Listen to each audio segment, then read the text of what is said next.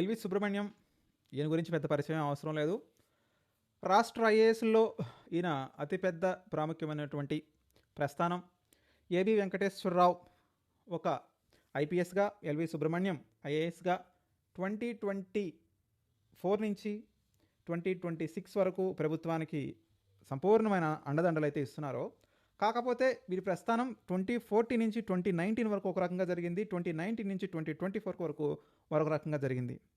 ముఖ్యంగా చూసుకుంటే చంద్రబాబు నాయుడు 2014 అధికారం దూరం జరుగుతుంది అన్నటువంటి సందర్భంలో చీఫ్ ఎలక్షన్ కమిషన్ అప్పటి చీఫ్ సెక్రటరీని మార్చి ఎల్వి సుబ్రహ్మణ్యాన్ని తాత్కాలిక చీఫ్ సెక్రటరీగా నియమించటం, అప్పుడు ఏదైతే చంద్రబాబు యంత్రాంగం మంత్రాంగానికి ఎల్వి సుబ్రహ్మణ్యం మోకాళ్ళు అడ్డారని చెప్పుకోవటం, అదేవిధంగా ప్రభుత్వానికి సంపూర్ణంగా సహకరించలేదు అనేటువంటి కామెంట్లు రావటం, తద్వారా జగన్మోహన్ రెడ్డి గుడ్ లుక్స్లో పట్టడం, ఆయన ముఖ్యమంత్రి కాగానే ఫస్ట్ చీఫ్ సెక్రటరీగా ఎల్వి సుబ్రహ్మణ్యాన్ని నియమించడం, సుబ్రహ్మణ్యం అన్నా నువ్వే ప్రభుత్వాన్ని నడిపించాలి అనే విధంగా జగన్మోహన్ రెడ్డి క్లోజ్ అసోసియేషన్ తోటి మెలగటం.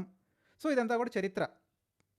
మరీ ముఖ్యంగా చూసుకోవాలంటే ఒక చీఫ్ సెక్రటరీకి, ఒక చీఫ్ మినిస్టర్కి ఇంత మధ్య కార్డియల్ రిలేషన్షిప్ ఉందా అన్న విధంగా జనం అందరూ కుళ్ళుకునే విధంగా అప్పట్లో జగన్మోహన్ రెడ్డికి ఎల్వి సుబ్రహ్మణ్యానికి మధ్య మైత్రి ఉండేది. ఏమైందో ఏమో తెలీదు, షార్ట్ స్పాన్ ఆఫ్ గ్యాప్లో వాళ్ళిద్దరి మధ్య తీవ్రమైనటువంటి విభేదాలు రావటం, ఎల్వి సుబ్రహ్మణ్యాన్ని one fine day chief secretary పదవి నుంచి ఓడిబికేయటం, ఏదో ఒక ప్రాధాన్యత లేని అప్రాధాన్యతమైనటువంటి పదవిలోకి షిఫ్ట్ చేయటం, ఆయన ఎప్పుడు రిటైర్ అయ్యారో కూడా జనాలకి పెద్ద ఇన్ఫర్మేషన్ లేకుండా రిటైర్ అయిపోవడం, ఇవన్నీ కూడా ఒక సీక్వెన్స్ ఆఫ్ యాక్షన్స్ సిరీస్. ఇదంతా కూడా 2024కు ముందు జరిగినటువంటి సంగతి. ఇక 2029 2024కి మధ్యలో ఎల్వి సుబ్రహ్మణ్యం మళ్ళీ యూటర్న్ తీసుకోవటం, మళ్ళీ కూటమి ప్రభుత్వానికి దగ్గరగా జరుగుతున్నారా అనే విధంగా ప్రవర్తించడం, ఆయన వ్యాఖ్యానించడం, ఇవన్నీ కూడా జరిగాయి. సో ఇదంతా అయిపోయింది. ఆయన ఇప్పుడు రీసెంట్గా పవన్ కళ్యాణ్ గురించి, డిప్యూటీ సీఎం ప్రవర్తన గురించి, శాఖ గురించి స్పందించినటువంటి విధానం కొంత ఇంట్రెస్టింగ్గా ఉంది. అసలు ఆయన పవన్ కళ్యాణ్ గురించి ఏమన్నారు, పవన్ కళ్యాణ్ శాఖ గురించి ఏమన్నారు అనేది ఈ వీడియోలో తెలుసుకునే ప్రయత్నం చేద్దాం. వీడియోని చివరి వరకు చూడడానికి ప్రయత్నించండి. మరీ ముఖ్యంగా సబ్స్క్రైబ్ చేయండి, అదేవిధంగా లైక్ చేసి 10 మందికి చేరే విధంగా షేర్ చేయండి. ఆంధ్రప్రదేశ్లో కూటమి ప్రభుత్వం ఏర్పడి 2 ఏళ్ల ఉంది. రాష్ట్ర ప్రభుత్వం పనితీరు చాలా బాగుంది, కాకపోతే మరింత మార్చుకోవాల్సినటువంటి అవసరం అయితే ఉంది. పాలకులకు ప్రజలు మరింతగా చేరుకోవడానికి సూచించినటువంటి విధి విధానాలు మార్చాల్సినటువంటి అవసరం అయితే ఉంది అని చెప్పారు. పాలకులు, ప్రభుత్వ యంత్రాంగం కదిలినప్పుడు ప్రజల్ని కలవడానికి ఒక నిర్దిష్టమైనటువంటి ప్రణాళికతో ముందుకు వెళ్తే ప్రజల్లో మంచి పేరు వస్తుంది. మరీ ముఖ్యంగా కూటమి ప్రభుత్వంలో కీలకమైన వారు మరింతగా ప్రజల్లోకి వెళ్ళాలని ఆయన సూచించారు. కూటమి ప్రభుత్వంలో ఇరిగేషన్ శాఖను చూసినటువంటి నిమ్మల రామానాయుడు పనితీరు చాలా అద్భుతంగా ఉంది. అలాగే మిగిలిన మంత్రులు కూడా పనిచేయాల్సినటువంటి బాధ్యత ఉంది అని ఆయన గుర్తు చేశారు. రాష్ట్ర వ్యాప్తంగా డిస్ట్రిక్ట్ కలెక్టర్స్ మరింతగా ప్రజలకు దగ్గరవ్వాలి. కలెక్టర్స్, పోలీస్ అఫీషియల్స్, అధికారులు, కింది స్థాయి ఉద్యోగులు పనితీరు మరింతగా మెరుగవలసినటువంటి అవసరం అయితే ఉంది. కాబట్టి దీన్ని మార్చుకోవాలి అని ఆయన చెప్పారు.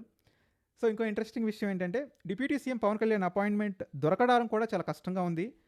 సో ఇదైతే నా ఒక్కడి మాట కాదు, చాలామంది ఇలానే మాట్లాడుతున్నారు, స్పందిస్తున్నారు అని ఎల్వి సుబ్రహ్మణ్యం చెప్పుకొచ్చారు. ఓ సందర్భంలో తాను కూడా పవన్ కళ్యాణ్ అపాయింట్మెంట్ కోసం ప్రయత్నం చేశాను, తనకు కూడా అపాయింట్మెంట్ దొరకలేదు. ఇది మాత్రం ఎంత మాత్రం ఆమోదయోగం కాదు. రాష్ట్ర ప్రభుత్వ ప్రధాన కార్యదర్శిగా పనిచేసిన నాకు ఎలాంటి లాభాపేక్ష లేదు, నేను వ్యాపారాలు చేయట్లేదు. తాను ఎవరి దగ్గరికి వెళ్ళి తన వ్యాపారానికి సహాయం చేయమని కోరే పరిస్థితి జీవితకాలంలో ఎప్పుడూ లేదు. నేను ఎవరిని కలిసినా ప్రజలకు పనికొచ్చే అంశాల గురించి మాట్లాడతాను, ఒక స్వచ్ఛంద సంస్థ గురించి మాట్లాడతాను, ధర్మం గురించి మాట్లాడతాను, వెంకటేశ్వర స్వామి వైభవం గురించి మాట్లాడతాను. అలాంటి తనకు పవన్ కళ్యాణ్ కలవటానికి వచ్చినటువంటి ఇబ్బంది ఏంటి? సో ఇప్పటివరకు ఆ అవకాశం రాలేదు అని కొంత ప్రభుత్వానికి ఇబ్బందికరమైనటువంటి, మరీ ముఖ్యంగా డిప్యూటీ సీఎం పవన్ కళ్యాణ్కి ఇబ్బందికరమైనటువంటి వ్యాఖ్యలు చేశాడు.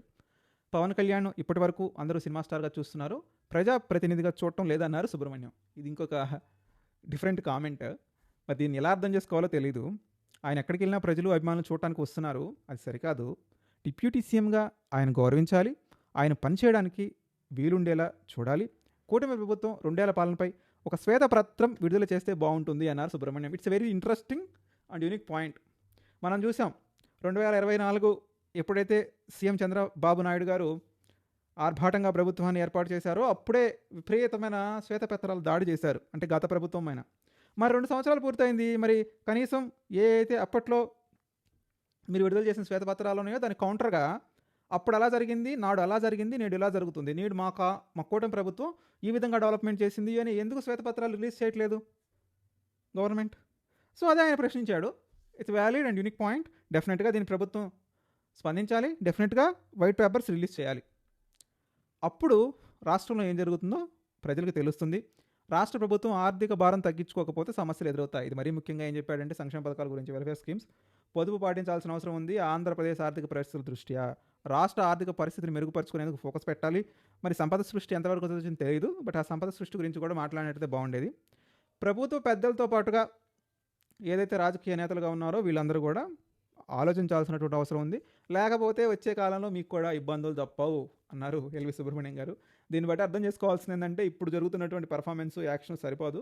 మీరు ఇంకొంచెం యాక్టివ్గా పర్ఫార్మెన్స్ చేయాలి, ఎకనామికల్గా స్ట్రెంథెన్ చేయాలి స్టేట్ని, లేకపోతే వచ్చే కాలంలో ఇబ్బందులు తప్పవని ఎల్వి సుబ్రహ్మణ్యం స్ఫూర్తిగా స్పందించడం జరిగింది. మీరు కూడా మీ విలువైన అభిప్రాయం తెలియజేయండి. చంద్రబాబు నాయుడు 2026లో ఈ 2 సంవత్సరాలకు సంబంధించినటువంటి వైట్ పేపర్స్ రిలీజ్ చేయాలా వద్దా?